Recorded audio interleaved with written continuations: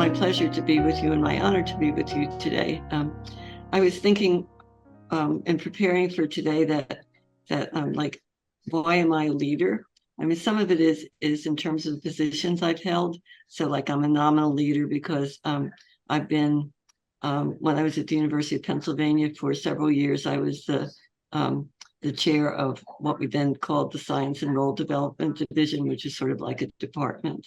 And the funny thing about that was that I was the most junior person in the whole department, that I had very senior people. So, so I was sitting there saying I'm supposed to be part of my job is to do faculty development. I think more like I'm the one who needs faculty development. But the faculty were very kind to me, and and we got along really well.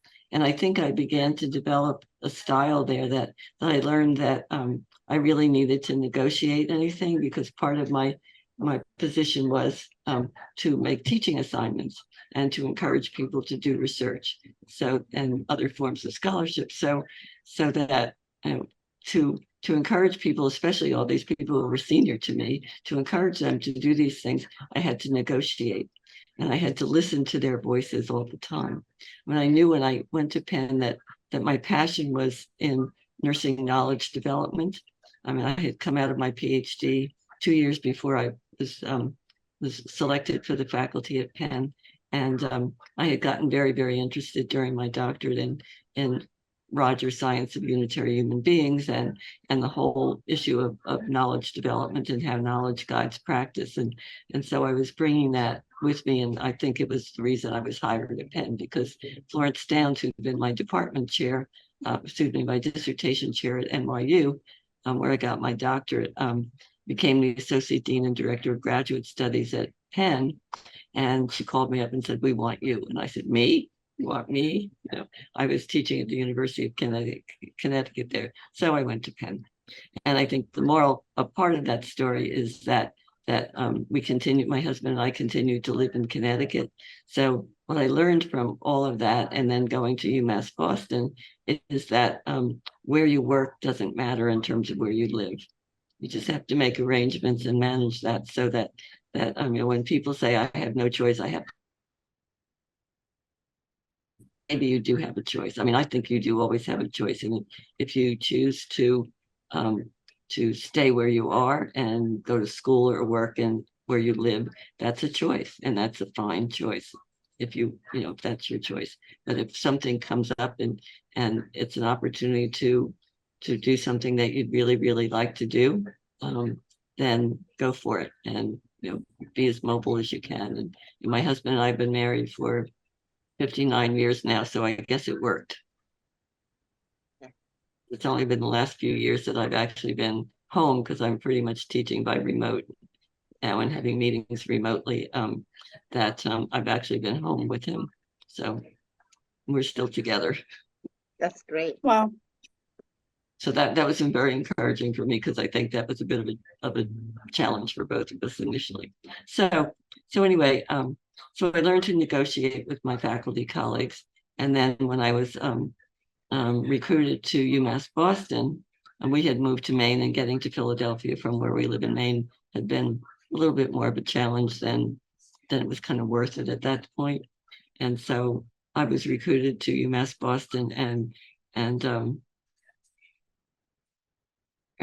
so I would be in Boston for a few days a week, just like I was in Philadelphia a few days a week. And then when the pandemic came, we started teaching remotely, and so I've just stayed home ever since then. And eventually, while I was at UMass Boston, Greer Glazer, who was the second, I think the second dean that I worked with there, had called me up one day and said, "We need you to be the department chair." And I said, no, I don't want to do administration. And she said, "Well," so I did.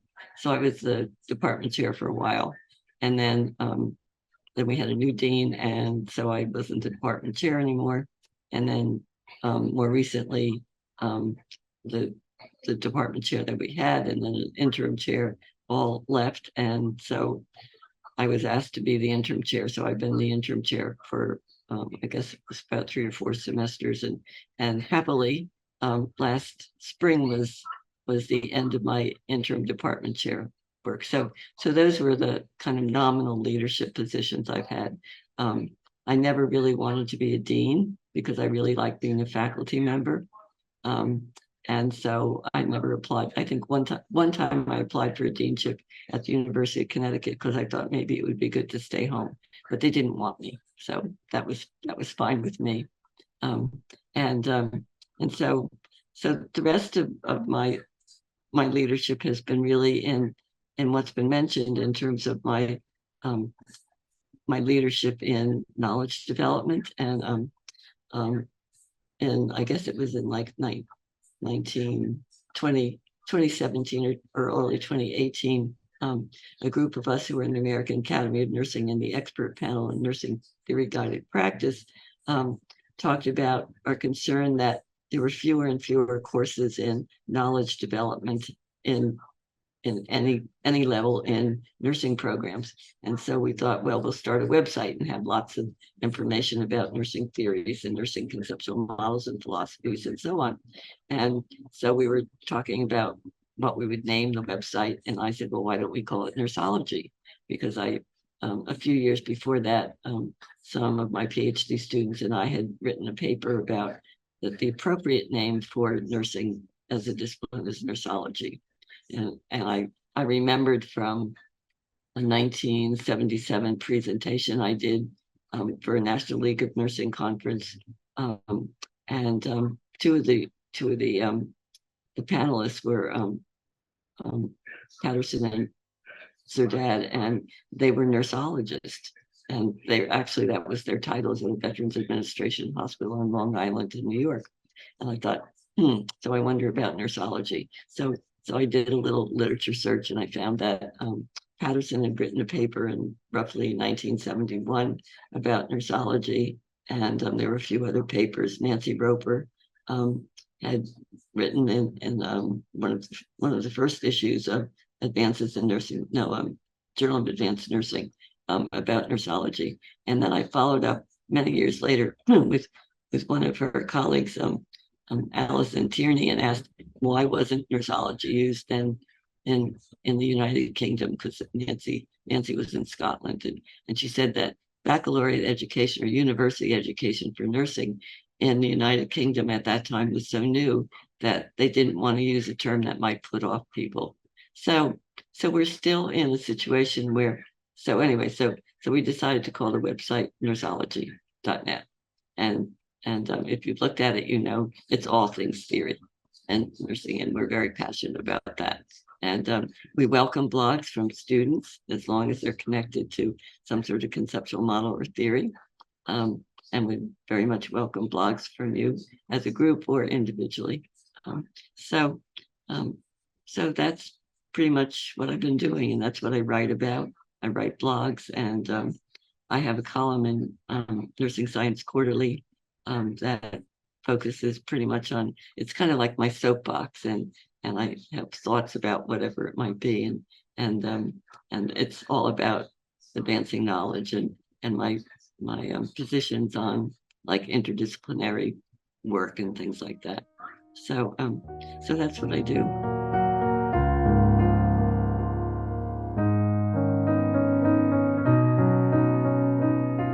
Well, I don't know if I could find five, but I would say that my overall value is to listen to people and to do my very best not to be too directive with people, and to see both my students and my faculty colleagues as all colleagues. And some of that I do operationally by having people feel comfortable using my first name. And, and my nickname is Jackie, and that's perfectly okay. And that really comes from being at NYU, and the faculty, including Martha Rogers, always used their first names with us, and we were comfortable with using their first names. And so I still have PhD students in courses I teach that refer to me as Dr. Fawcett, but I always sign my emails as Jackie. And so that's part of being rather informal with people. And I mean, I pretty much know who I am and what my work represents in the discipline. But so what? Like so my job is really to mentor people and to help people to move along and like be very successful. And so, like, for example, when I was at Penn, we hired um, at that time, I think our very best um, PhD student in statistics. We had the two course sequence in statistics and research design, and Lorraine Tolman was really the very best student that we'd had in that area. And she also did a really good dissertation. And so we hired her on the faculty, and because both of us were really interested in childbearing families, we started doing research together. And although I was the quote unquote senior faculty member, I was tenured by then. Um, um, um, we looked at every publishing and grant opportunity we had and made a decision on who was going to be the first author or the PI on the grant. A lot of it was somewhat pragmatic in terms of who, like, what was the grant for somebody who was a more quote unquote junior faculty member or senior faculty member. We really saw each other as complementary colleagues and equal and just having slightly different. So my contributions were more theoretical and hers were more statistical, but both of us knew statistics and theory. So we could really critique each other, and we wrote really, really well together. Um, and but I always was working toward what could I do to promote Lorraine's career. And she did achieve tenure and has been a very successful um, scholar herself. So so I think that that's illustrative of the kind of thing that I do, and always promoting my students, and not necessarily, I mean, being the first author on things only if that seems like the appropriate thing.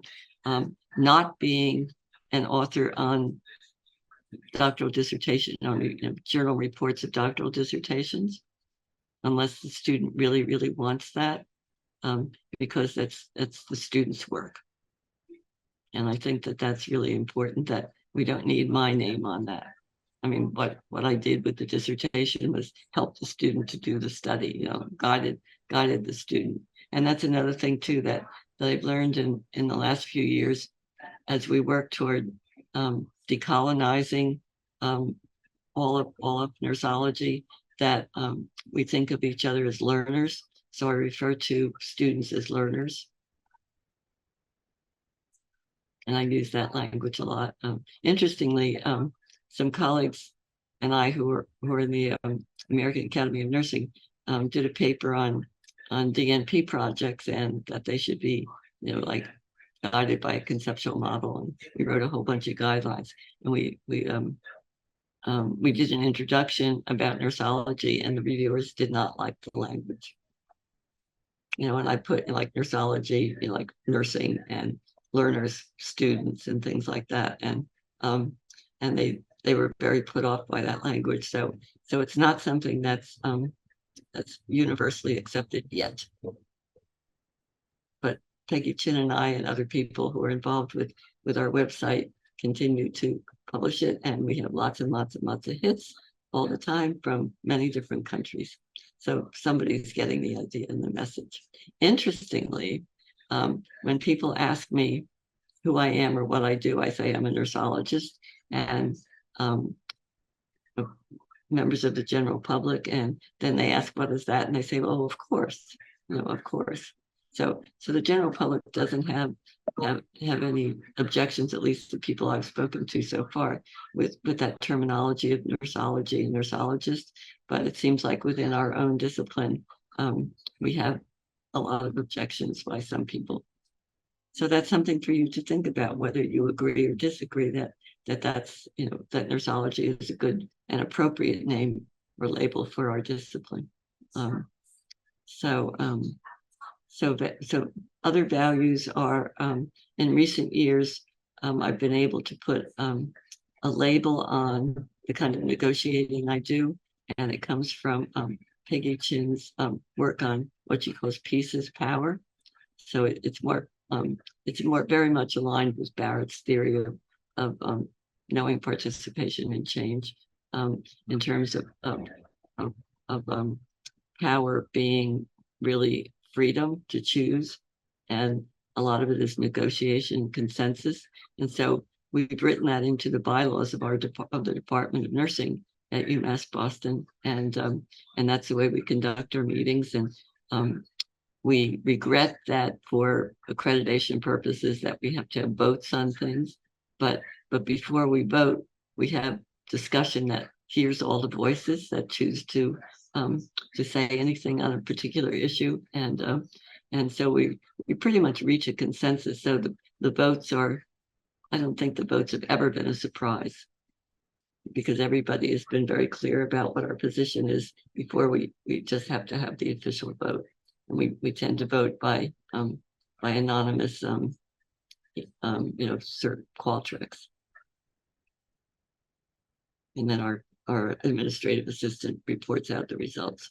So that kind of negotiation to get to a consensus is really important to me, and I value that very much. I mean,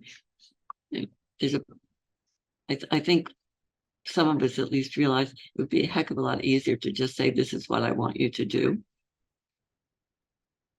But that's not the way that you get things done in a way that's effective for everybody and keeps everybody at least content, if not happy.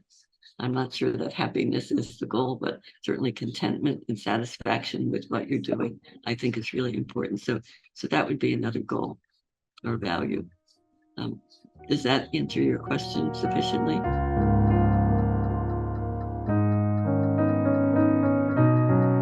Well, all of these questions, of course, are very good. It seems to me that the values come out of dialogue, and if everybody's, like all of us in the Department of Nursing are there for one reason, which is to educate our learners or help them to learn. And so our values are all about how do we help our learners to learn, and how do we teach in a way that would be effective for learning, and do we listen to the voices of the students, or the learners. So we do evaluations, of course, at the end of the semester, but some of us have been for a long time doing evaluations at midterm, so that we can actually make changes in the course before the end of the semester, and those learners don't benefit from it. So like right now, I'm doing a midterm evaluation for my PhD course, and so far only one person has responded out of the 7 in the class. So this week I said, like, if there's things that you would like me to change in the course, now is the time to do it, because otherwise the students next year or the learners next year will benefit from it and not you. So I'm hoping that a few more people responded so far. Interestingly, for that course, and I think it's appropriate to this, is that that instead of death by PowerPoints and having lots of slides for each class, I have many pages of notes, which are all of my understanding and of the particular topic. So like like a scoping review is one of the major assignments for the course. So we have a class on literature reviews, including scoping reviews and instrument development and conceptual models and philosophies and the meta paradigm and so on. And in the notes for each class, I have some of my ideas and then ideas from other people that I found in the literature. And I asked the learners if they have, I embed a set of questions and ask them to respond to the questions. And so it came to pass that in this course, which is pretty much a first semester course for most of the learners, very few people were speaking up. And then a learner who'd taken the course a couple of years ago said, and I'm in contact with her for a variety of reasons, and she said, why don't you randomly assign the people in the class to the questions? So I've started doing that, and that's been very effective. But the one course evaluation I got at midterm so far was that we'd like to see more color, more PowerPoints. And I just said, so I guess death by PowerPoint isn't quite death. So the next few classes are all about conceptual, theoretical, empirical structures, and I have lots of diagrams. I have to look this week and see if any of them are in color. I think they're all embedded in the notes, but I'm pretty sure I have PowerPoints, and I'll just make sure they're colorful. So that was a surprise. I have to say that was a surprise, but it puts me in touch with what learners see as their needs and what their desires for learning are all about. And I have these really long notes because I don't have a textbook for the class. One of the things I found out a few years ago that was a real challenge was that the university does not think it's a very good idea to use your own textbooks for your own classes and require that as a required book. So even though I wrote, the books I've written have all been for the courses I'm teaching, as opposed to, as opposed to being required. They've come out of what I've been teaching. I can't use them as required books. So I've put a whole bunch of stuff that's in my books in these notes. I don't know if that answered your question, Sophie.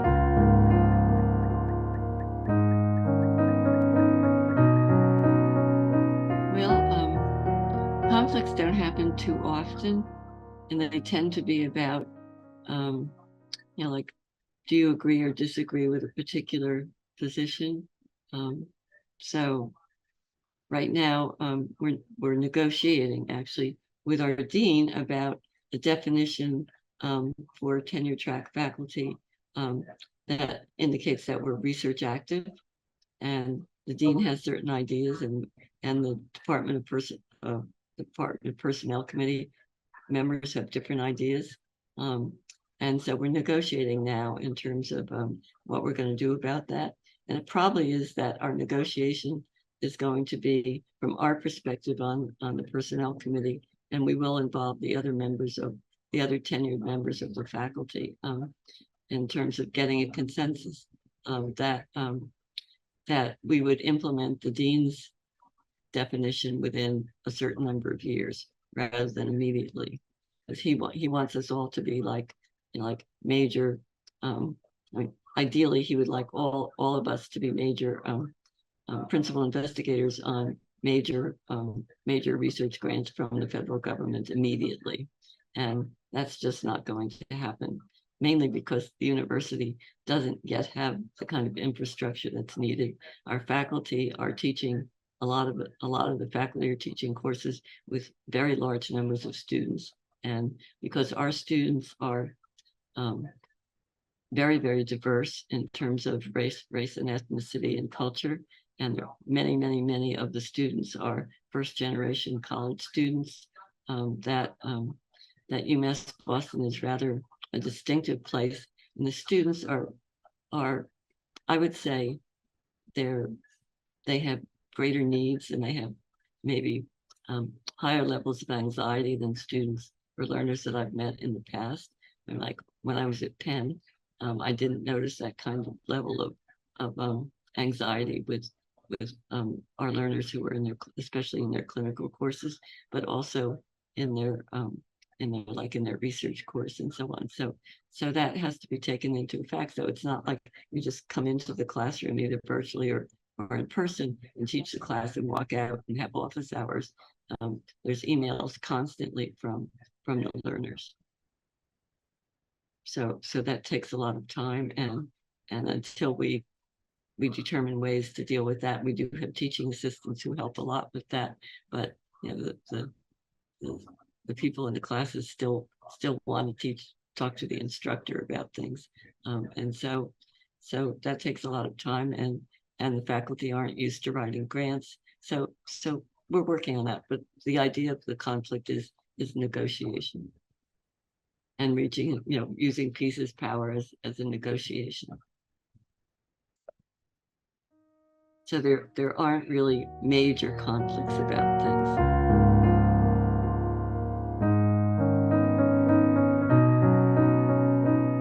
Well, I probably always had a sense of what my thoughts and feelings are, and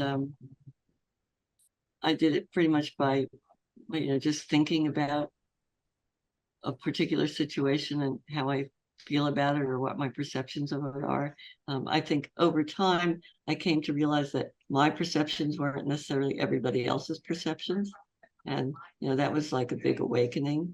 And some of that happens in personal relationships. Like my husband and I would have different ideas about things, and I would be sort of surprised. I mean, one of the things was realizing that at one point I realized that not everybody in the world or in the United States was politically aligned with the thoughts of, of our friends and my husband and myself. And that was like one day a big shock when I said, oh my goodness, like, I mean, this was many years ago, that not everybody is going to vote for this particular party.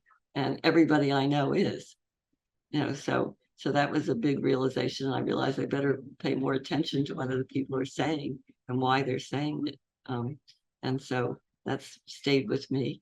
Um, I spend a lot of time, or at least some time, just thinking about things, especially like when I'm going to sleep, or I tend to wake up in the middle of the night and think about things, and and so that helps me to understand where I am. I mean, and I'm I'm not reluctant or afraid to express negative feelings, mainly mainly at home by myself or to my husband, not about him, but like oh, the situation is just dreadful and I can't stand it 1 minute more, or something like that. I'm also um, not at all reluctant to leave situations when they're not the appropriate situation, which I mentioned before about moving. Um, and I mean, it just when I was at Penn, it came a time when it just wasn't the right time for me to be there anymore. And although it was a place that I really, really enjoyed being at, I mean, we were the #1 school of nursing in the country, and I helped make that happen early in my career there. And leaving there after 21 years was not an easy decision, but it was the right decision at that time. Um, and and and now, as I'm getting ready to seriously think about retiring, it's like, when is the right time? I've been at UMass Boston. I think this is year 25, and I have a few more students whose dissertations I'm chairing, um, that that I want to get them through. So I think that's that's part of just always being aware of the way you're thinking. Like when I go out in the car to drive to do the errands, I think about things rather than, I mean, I hopefully pay enough attention to the road and other drivers, but I'm thinking about situations and how to handle those to the best of my ability. Another thing I wanted to bring up is that I've done some reading, or it's been brought to my attention actually this week.